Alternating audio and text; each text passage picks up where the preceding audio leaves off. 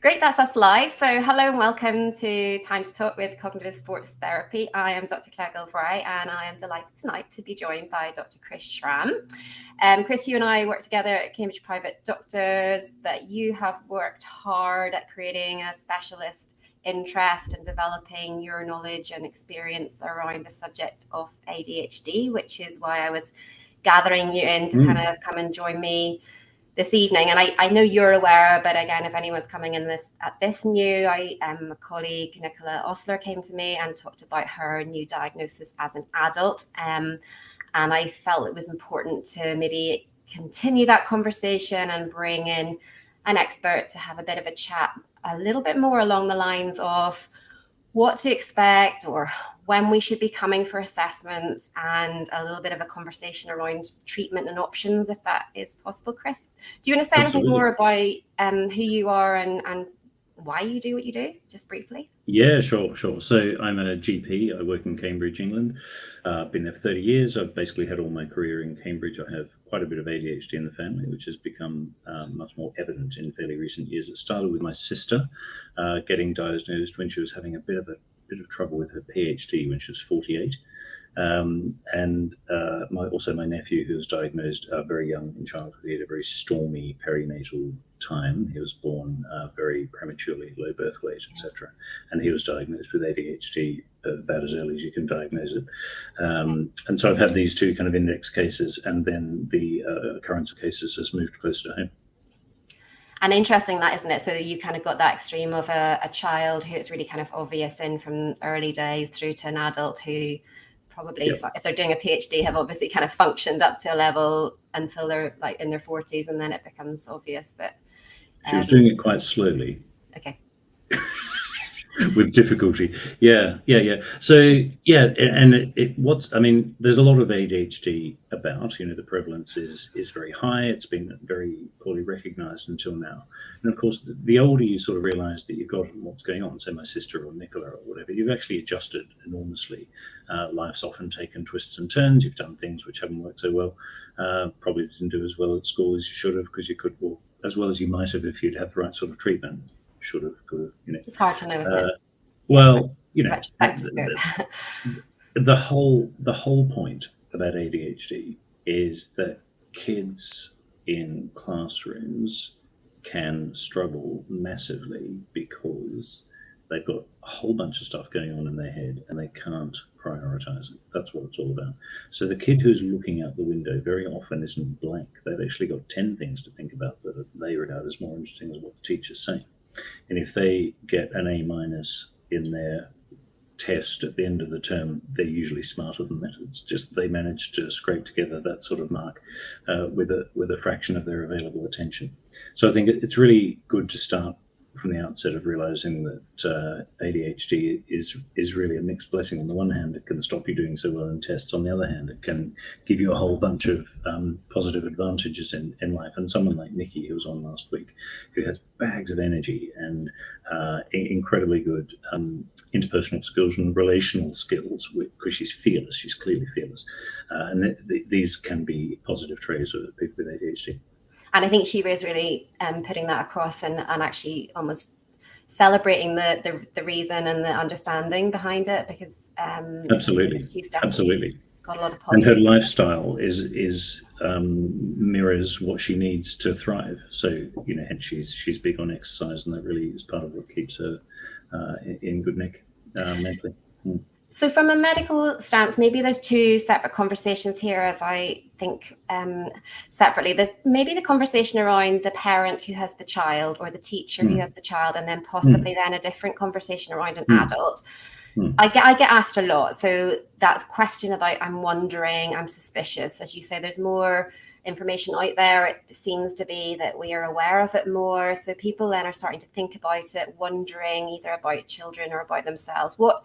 From a medical point of view, how far down that pathway should we be before we start looking at that? And should we be doing some stuff at home before we come looking for an assessment with a doctor, which can be hard to come by in some bits of the country? Absolutely. What's your advice?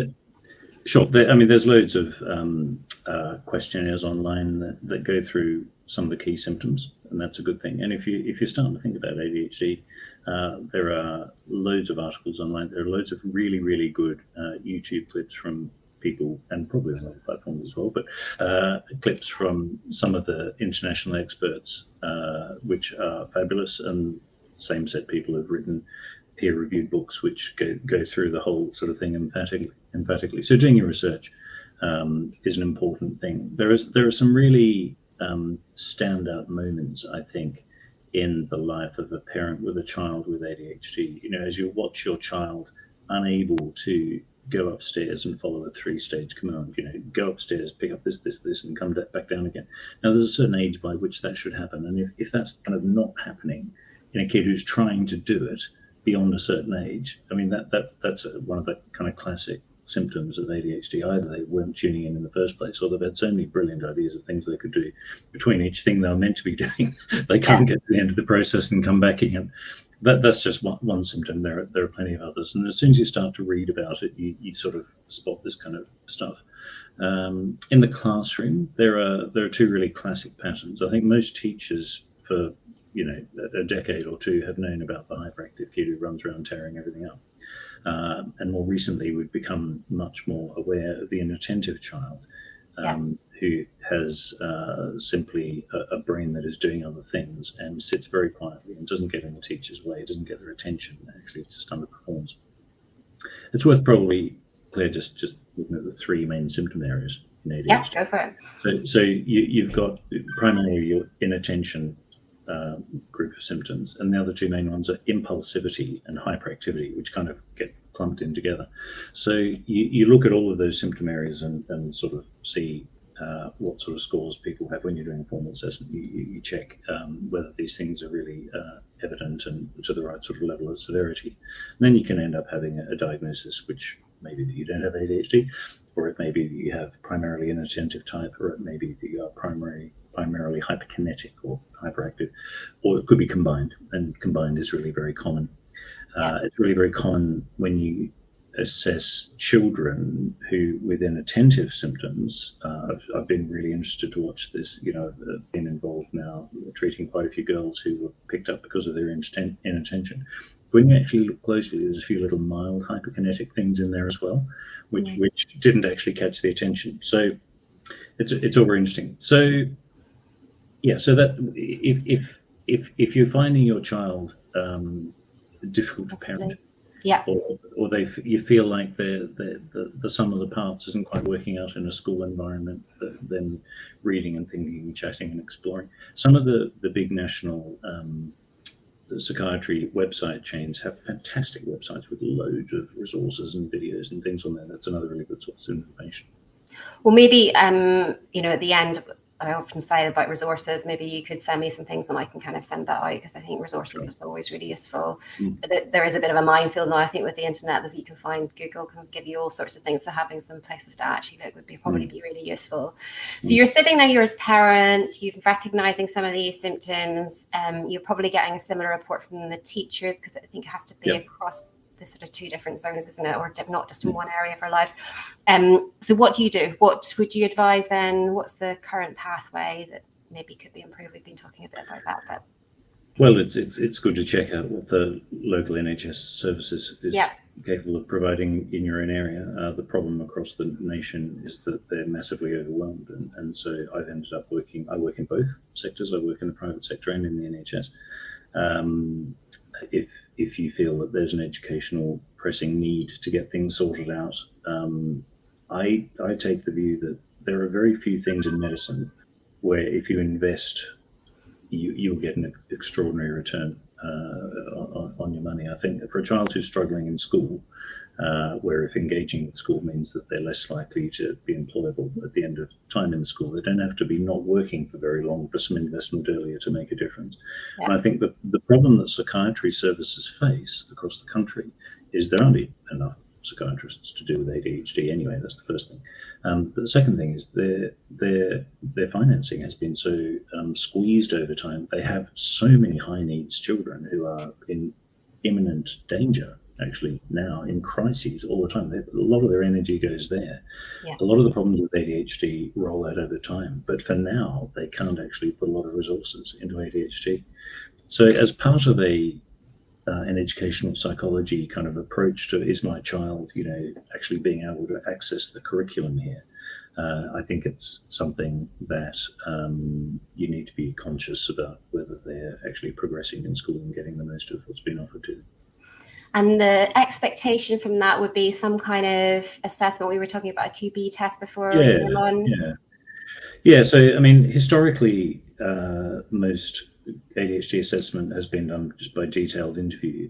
In more recent years, an objective measure has been introduced, which I think is hugely impressive. It's called the QB test, QB standing for quantitative behavioural. So it's a test that measures behaviour. So it was invented as a collaboration between Harvard University and some researchers in Sweden. And they have developed a computer-based task where your behavior on the computer and your behavior in front of the computer is measured. And they've done tests on 125,000 people to establish a database for normal ranges for the things that they measure. They've cleverly come up with a computer-based test which actually has measures for activity or hyperactivity and impulsivity and inattention, which are of course the three main symptom areas in ADHD. And so in the UK, there was a recent study done by a collaborative group of pediatric departments in the Midlands and East, where they did 40,000 tests in pediatric psychiatry clinics. And probably not surprisingly, once they actually did this proactively, they got to the diagnosis faster. When they got to the diagnosis faster, they were then able to explain it to the parents with more clarity. The parents and the kids loved the clarity of the explanation because the test made sense to them in a way that felt very meaningful for them. So for a test that's relatively inexpensive, I think it's really very helpful to have a quantitative measure in psychiatry, because psychiatry is notoriously hard to measure. And we tend to put that together with an interview, with a bit of collaborative history, and we come out at the end and we say, yes, you have ADHD, just really briefly. There's always that question about medication versus not medication. Nobody likes to be on medication, but because as you say, that this one of those areas where there's a lot of positive information about the medication. You've got statistics for me? What is the success rate of medication? The headline is the most successfully treated condition in psychiatry. The effect and side effect profile of stimulant medication in ADHD is actually more effective than any other condition we treat in psychiatry. More than 90% of people respond well to medication. Now, of children, in adulthood, it's a bit different, because people find that because of compensatory behaviours and know thyself, you can actually get away with medication for more chunks of your life. So, for example, I've got this classic guy. He's an IT pro. If he's got a bunch of meetings and he's meeting people all day, he gets a real kick out of that. He loves it. He has no difficulty engaging. If he has to actually sit down and read through a whole bunch of guidelines and dream up some policies, head on the desk. So he actually uses medication selectively to help him order his thoughts when he's struggling to concentrate. So I find those kinds of things really interesting. I think in terms of for a parent who's wondering whether their child will benefit from medication or not, most people end up in a psychiatric clinic having their child assessed with ADHD because they're already struggling significantly. So I don't see a lot of point in, as long as there's no glaring things that could be addressed in terms of, clever accelerated parenting techniques or whatever, then I think cracking on with medication fairly soon is a good thing. Because actually, part of the trouble is that kids who aren't medicated often can't access the support they've been given anyway. So the point of medicating children is not just to fix the condition with drugs. You don't fix it, you just adjust it for the day they're on. The drugs only work for the day that you take them.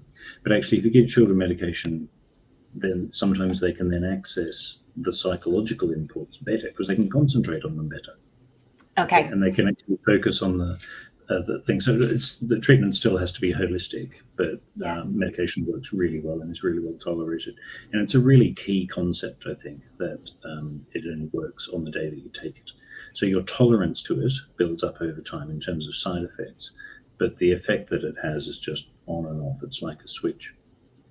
And there are different ones out there, aren't there? And there's some people who like first once a day. There's some people who like twice a day dosing. I've had children who are a bit like an adult and thinking like they have days that they want to take it based around what they have to do, and other days Absolutely. that they don't. Yeah, and weekend breaks and things. The medication is quite simple. There's kind of only really 4, and 2 of them we don't really use, and I would call them psychiatrist only because you have to have fairly special circumstances to use them. And of the other 2, they're actually quite similar.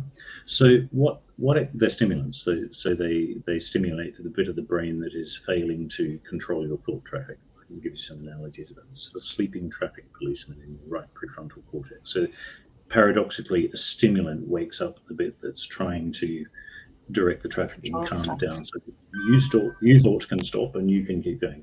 And that way they get to focus. I have to tell you this anecdote from a 17-year-old patient of mine who's just magnificent.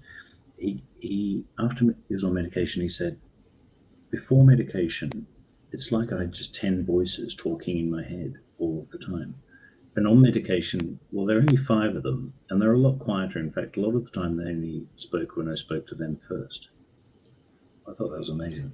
It's just amazing. And yeah, just as a description for what's going on in there.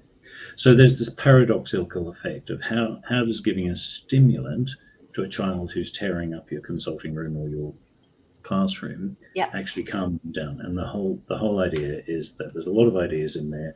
None of them are actually being getting a chance to be the dominant train of thought that's being followed, and so there's lots of random skittish behavior. But if you wake up the thought controlling part of the brain and actually guide the traffic, a bit like traffic lights, so you get sensible flow and some positive movement, then kids can concentrate better. So that explains the paradoxical effect of stimulant medication.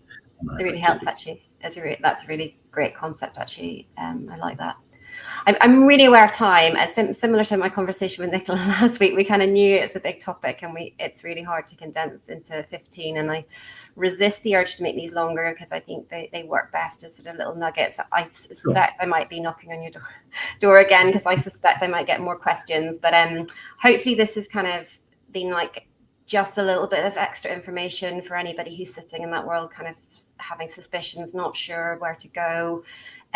I'm going to ask you to send me some resources afterwards that I can share, which would be great. And I always say at the end of these, if anyone's got any questions, please feel free to contact me and I can pass any questions on to Chris. I hope you're happy to answer that if that comes through. But sure. Thank you so much for joining me. As you have seen, it's a massive need, and I think we'll only see this area kind of growing and expanding. And hopefully, one of the big great dreams you have is about improving the service generally across the board, so that people can access help more readily. Because, as you say, it's one of those areas which you can make a massive difference by picking up people, particularly children, earlier and getting them in treatment. So, thanks for that, Chris, and thanks for coming on tonight. Really a pleasure. Okay. Bye.